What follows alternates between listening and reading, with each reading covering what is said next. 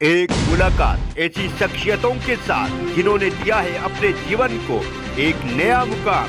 रूबरू कराएंगे ऐसी कुछ हस्तियों के साथ एक खास शख्सियत के साथ मुलाकात। जयदेव पटेल के साथ नंबर 1 इंडिया न्यूज पर रात। नमस्कार दोस्तों, मैं जयदेव पटेल, आपका एक बार फिर स्वागत है खास शख्सियत के साथ मुलाकात प्रोग्राम में। आज हमारे साथ खास मेहमान रिटायर्ड मेजर जनरल जी द्विवेदी। जी द्विवेदी जी, आपका बहुत बहुत स्वागत है आज के हमारे प्रोग्राम में। धन्यवाद अपने चैनल पर मुझे बुलाने के लिए।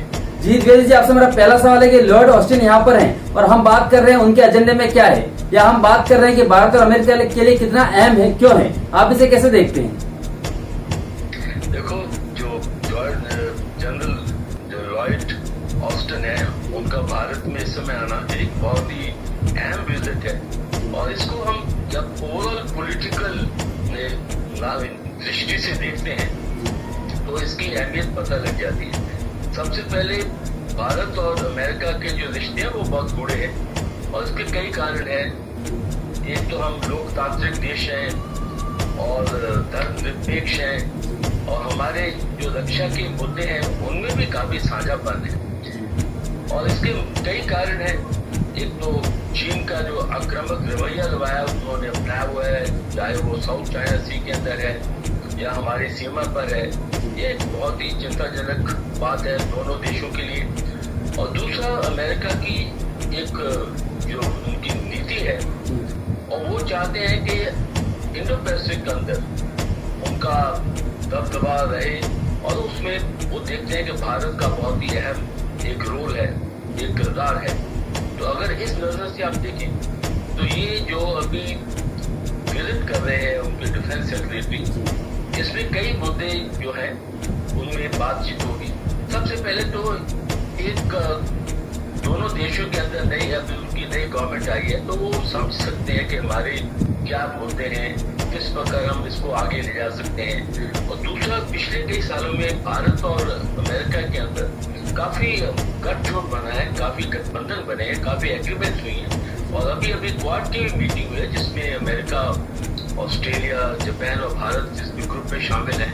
तो ये बातों को खुद समझे गए, और कल ही उन्होंने प्रधानमंत्री से बात की है, और उन्होंने अपना एक दृष्टिकोण प्राइम मिनिस्टर मोदी ने उनके सामने रखा है इंडो पैसिफिक के ऊपर, और काफी इसमें अच्छी आगे की जो तालमेल है वो बढ़ेगी। एक ग्राउंड वर्क हो रहा है, और रिश्ते जो है बहुत टाइम लगता है बनने के लिए। तो ये विजिट है, इसके साथ हमारी रक्षा के जो मुद्दे हैं वो सामने समझेंगे, सामने आएंगे, और इनमें काफी और भी एक कंसेंसस बनेगा। जी द्विवेदी जी, आप एक सैनिक होने के नाते अगर देखा जाए तो जब ये तस्वीर आती है दुनिया के सुपर पावर का डिफेंस सेक्रेटरी यहाँ पर आए और हमारे शहीद जवानों को श्रद्धांजलि दे, और जब बात इस तरीके से बराबरी की हो रही हो, जब इतनी बड़ी कंट्री, इतना बड़ा सुपर पावर भारत के दोस्त की तरफ देख रहा हो, तो आप इससे आपको कैसा लग रहा है, क्योंकि आप स्वयं एक सेना का हिस्सा रहे हुए हैं? देखो, सबसे पहले तो जनरल लॉर्ड ऑस्टिन भी अपनी आर्मी के वो जनरल रहे हैं, सेंट्रल कमांड की है उन्होंने। तो जब वो जो खुद एक सेना में रहे हैं, तो उनका भारत में आना तो बहुत ही अहम बात है। और दूसरा, जैसे आप बता रहे हैं कि उन्होंने श्रद्धांजलि दी है, और इससे लगता है कि उनका दिल जो है, दिल की ओर से जो हम कहते हैं ना कि एक कंपैशन होता है, एक पैशन होता है, तो वो प्रकट होता है। और साथ ही साथ देखो, जब दोनों देशों के अंदर मित्रता बढ़ती है तो एक दूसरे को समझना होता है, एक दूसरे सेंटिमेंट्स को समझना होता है। तो जब वो गए हमारे जो मेमोरियल के ऊपर उन्होंने श्रद्धांजलि दी है, तो ये एक बहुत ही मैं सोचता हूँ कि ये बहुत ही अच्छा एक उनका एक्शन है, और जिसके साथ बहुत ही मैसेज आता है, और मैसेज ये जाता है कि हम दोनों देश जो है हमारी मित्रता बहुत बुरी है, हम अपने डिफेंस के अंदर काफी कॉपरेशन कर रहे हैं, और इसके साथ दोस्तों को भी मैसेज आता है और दुश्मनों को भी मैसेज आता है। Ji Dwivedi ji, Apache helicopter, Chinook helicopter, M777, Globemaster, Hercules, M60 development helicopter, बहुत सारे देश है जिनके पास ये नहीं है, बहुत चुनिंदा देश है जिनके पास ये वेपनरी है अगर देखा जाए तो, जिनके पास ये रिसोर्सेस हैं, और ये अमेरिका की वजह से ही भारत के पास में है। तो ये आज हम भारत और अमेरिका की जो दोस्ती की बात कर रहे हैं, तो ये कह रहे हैं कि केवल बिजनेस डील होने वाली है, दोस्ती नहीं है। तो अमेरिका को भी एशिया में कोई न कोई ऐसा चाहिए जो भारत की भारतीय हिस्सा कर देखा जाए इस जगह पे, अगर तो क्योंकि चीन से बराबरी कर सकता है आज के समय में। देखो, जो भारत और अमेरिका के बीच में रिश्ते हैं वो एक पार्टनरशिप है, वो कोई गिव एंड टेक नहीं है या सौदाबाजी नहीं है, एक पार्टनरशिप है, गहरी पार्टनरशिप है। और इसमें दोनों का हित जो है उसको बहुत ही बढ़ावा मिलता है। अभी अमेरिका की जो आज अगर देखें तो उनकी सबसे ताकत सेना है, और उसका कारण है कि उनके पास बहुत ही आधुनिक हथियार है। और आजकल की लड़ाई जो है वो हथियारों से लड़ी जाती है, और हाँ, अपने मनोबल से जीती जाती है। और हथियारों का बहुत ही अहम भूमिका है। और जो हथियार आपने हमें बताए कि चाहे वो अपाचे हेलीकॉप्टर है या M737 गन्स हैं, या अभी ड्रोन्स आ रही हैं, जो 9 ड्रोन्स भी हम ले रहे हैं, तो भी जो आगे हमारे रिश्ते बढ़ेंगे ये एक सब पार्टनरशिप है।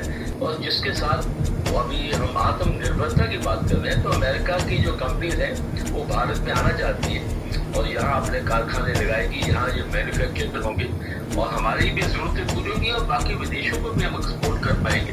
तो ये जो है ये सौदेबाजी नहीं समझी जाती, ये एक पार्टनरशिप है, एक मित्रता का प्रतीक है।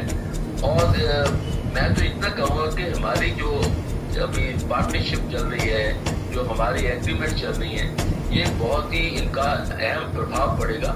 और भारत को शक्तिशाली होने में इसकी ऐसे वेपन सिस्टम की बहुत जरूरत है और वो अमेरिका के पास है।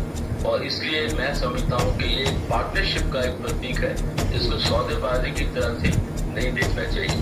जी धीरज जी, आपसे मेरा आखिरी सवाल है कि क्या जिस तरह से भारत और अमेरिका इतने नजदीक आ रहे हैं, तो क्या रूस और भारत पर इसके संबंधों का असर देखते हैं? क्योंकि हाल ही में अफगानिस्तान वाला समझौता जो हुआ है, जिसमें भारत को शामिल करने पर यह खबर आई थी कि रूस नाराज हो गया है। उसके बाद S-400 डील उसको लेकर के भी रूस और भारत की जो दोस्ती है उसमें अमेरिका उसको प्रेशराइज करता है कि नहीं, S-400 जो है उसकी डील को आप कैंसिल करते, उससे आप बाहर निकल जाइए। तो आप इसे कैसे देखते हैं?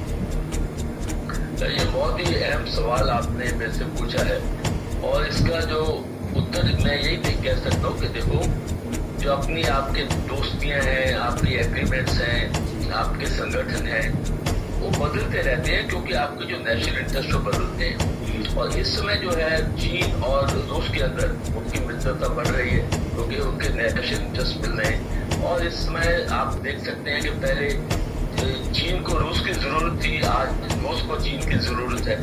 और रशिया जो है हमारा काफी मित्र रहा है और इन्होंने हमारी बहुत ही मदद की है। पर अभी क्या है कि हमारे जो नेशनल इंटरेस्ट है वो अमेरिका के साथ ज्यादा मिलते जुलते हैं। और दूसरी बात है कि चीन जो है इसके पीछे भी रूस लगा हुआ है। पर मैं इतना कहना चाहता हूँ कि देखो, हर एक देश को अपना हित देखना पड़ता है, अपने दोस्त भी उनको देखने पड़ते हैं और किस तरह वो दोस्ती बढ़ती है। तो आजकल ये नहीं है कि आप एक के दोस्त से दूसरे दुश्मन बन गए। हमारी रशिया के साथ भी अच्छी दोस्ती है, अमेरिका के साथ भी अच्छी दोस्ती है और जहाँ जहाँ हमारा हित है तो हम अपनी दोस्ती बढ़ाते हैं। तो अमेरिका के साथ हमारी दोस्ती है, इसका ये मतलब नहीं है कि हम रशिया के विरुद्ध जा रहे हैं, हम रशिया के साथ भी अपनी दोस्ती बढ़ा दें। तो इसलिए ये आजकल बहुत दिशा वाली दोस्ती होती है। आप कई देशों के साथ मिलते हैं, कई ग्रुप में भी आते हैं। देखो, आप अभी जो शंघाई कोऑपरेशन ऑर्गेनाइजेशन है उसमें चाइना भी है, उसमें रशिया भी है, इसी तरह ब्रिक्स है, ब्रिक्स में रशिया है।